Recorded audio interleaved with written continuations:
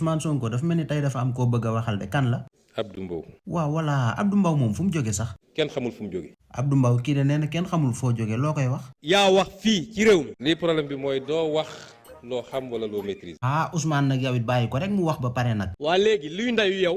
gis nga yow bu fi saaga waat de. luy loolu wolof la. luy ndayu saaga la nga naan lan. saagaw du saaga ñi déggul wolof. waaye fii ñëpp a dégg wolof te bu doon saaga sax yow kan moo moom saaga bi. yow. Ousmane kii de nee na saaga bi maa ko moom. je crains que kenn mënu laa sooy. ah waaw kon yàlla baax na tourneel nga wax ak Abdou Mbow mi la fi indi te ngeen bàyyi ba man.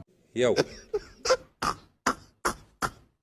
yow wuyul yow la ñuy wax nga yëngal bopp ni d'accord nga lim la wax. te d'accord ma ci. mais est-ce que xam nga ne da ngaa niroog ba du man lépp. dëgg la. comme xam nga ko rek baax na yow lan mooy sa problème sax. dégg tëll rek na damm la. loolu nag baaxul na nga ko bàyyi dégg nga Ousmane yow sa kàddu gu mujj lan nga may wax man. yow nga topp sama baaraam bi. ah danga may dàq ma génn daal maanaam waa dégg naa ku naan Abdou Mbow bopp bi comme bopp jinax yaa ko wax. waaw maa ko wax.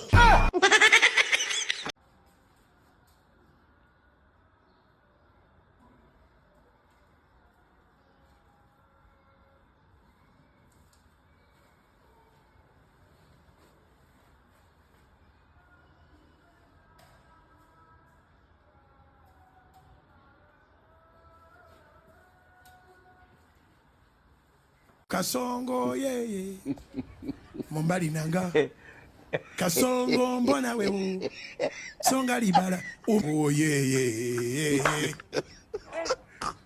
kasongo mbona wewe mombali nanga